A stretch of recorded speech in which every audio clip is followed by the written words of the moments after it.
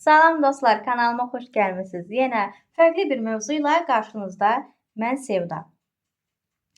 Bugün nitq ləngimələrindən, uşaqların danışmağa gecikmələrindən danışmaq istəyirəm. Belə deyək, biz evlad böyüdən zaman biz valideynlərin işi çox çətindir. Xüsusilə də anaların. Çünki günün müəyyən hissəsini, hətta çox böyük hissəsini analar öz evladları ilə vaxt keçirərək dəyərləndirirlər. İş qayğıları və yaxud da əmək fəaliyyəti, eyni zamanda ev işləri, həmçinin əhatəmiz bizə bəzən bu işləri, yəni evladımıza zaman ayırmaqda məhdudiyyətlər yaradır. Buna baxmayaraq, hər nə olursa olsun çalışmalıyıq ki, evladımızla doğru düzgün zaman keçirək. Hətta tövsiyə edərdim ki, evladınız bətninizdə olduğu zamandan ona nağıllar danışasınız.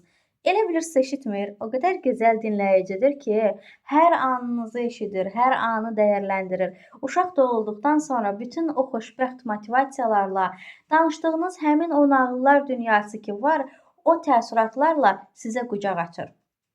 Əziz analar, evladlarımızı sevirik, onlara qayğı göstəririk. Uşaqlar qucaq sevirlər. Müəyyən yaşa qədər ana evladını qucağında əzizləyərək onun ehtiyacı olan həmin o sevgi hormonunu verməlidir. Bəs bunların danışıqla əlaqəsi nədir? Alimlərin apardığı bir araşdırmaya görə 50 uşağı eyni bir ortamda, eyni bir otağa qoyurlar. Hətta onlara dayələr təşkil edirlər. Lakin dayələrə tapşırılır ki, uşaqlarla göz kontaktı və yaxud da danışıq, heç bir ünsiyyət qurulmasın. Dayələr sadəcə uşaqların altını təmizləyir və onları qidalandırır. Düşünürlər ki, bu uşaqlar inkişaf edən zaman hansı dildə danışacaqlar və yaxud da hansı hərəkətləri edəcəklər. Müəyyən zaman keçdikdən sonra, hətta dəqiqliyi ilə desək, müşahidələr sadəcə 2 ay davam edir. 2 aydan sonra isə həmin o 50 uşağın 50-si də tələf olur. Amma insanlar həmin bu tədqiqatı aparan psixoloq düşünür ki, bəlkə insanlar yemək deyə ilk danışıq dili olaraq yemək deyəcəklər. Lakin uşaqlar qidaya məhkum olduqları halda, həyatın sadəcə qidadan ibarət olduğunu düşündükləri halda onlara sevgisizlik yaşadıldığı üçün həyatda qalmırlar. Onlar düşünürlər ki, biz istənilməyən varlıqlarıq. Yaxşı, nə edək ki, biz uşağımıza güclü sevgi verək, onun danışmağına, erkən danışığına təkan verək.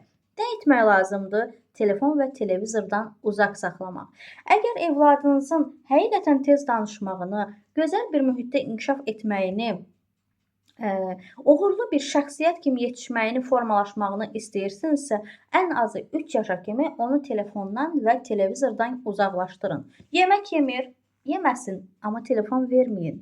Yatmır, yatmasın, nağıllar danışın, mahnılar oxuyun. Uşaqların ana nağılına, ana laylasına ehtiyacı var. Bəzən biz işlərimizin çoxluğu ucbatından uşağın əlinə telefon verir və ya televizor qarşısına əyləşdirib qaçıb öz işlərimizi görürük. İnanın ki, o qidadan çox uşağa sizin sevginiz lazımdır. Uşaqların gec danışmağının ilkin səbəblərindən biri düzgün qidalanmaması, digər bir səbəb isə məhz elə televizor və telefondur. Çünki düşünün ki, ağ bir vərəq və o ancaq eşidir. Eşitdiklərini tətbiq etmək üçün onun qarşılıqlı ünsiyyətə ehtiyacı var, göz kontaktına ehtiyacı var. Biz isə telefon və televizoru verdikdə uşaq həmin o vasitələrlə göz kontaktına keçə bilmir, qarşılıq ala bilmir, cavab ala bilmir. Düşündüyü suallar cavabsız qalır. Sadəcə baxır. Baxaraq zamanını keçirdir, böyüyür və bir də görürsünüz ki, uşaq müəyyən yaşa çatıb və siz istədiklərinizi, arzuladıqlarınızı əldə edə bilməmisiniz.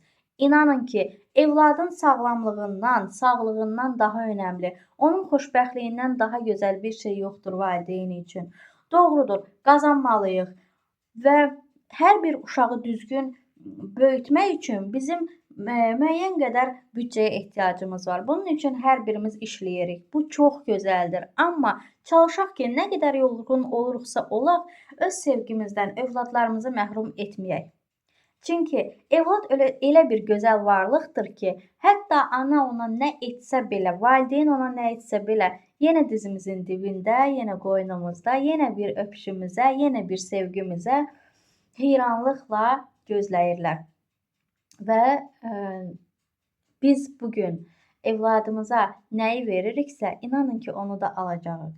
Hər bir evlad çox gözəl, xoşbəxt cəmiyyətdə böyüməsi diləyi ilə. Hər bir valideynə uğurlar arzulayıram. İnanıram ki, çəkdiyiniz əziyyətlər bar verdikdə keçən günlərə heyfsilənməyəcəksiniz. Əksinə, yaxşı ki etdim, yaxşı ki mənim övladımdır deyə sevinəcəksiniz. Hamınıza uğurlar arzulayıram. Körpə balalarımızın əllərindən, gül yanaqlarından öpürəm.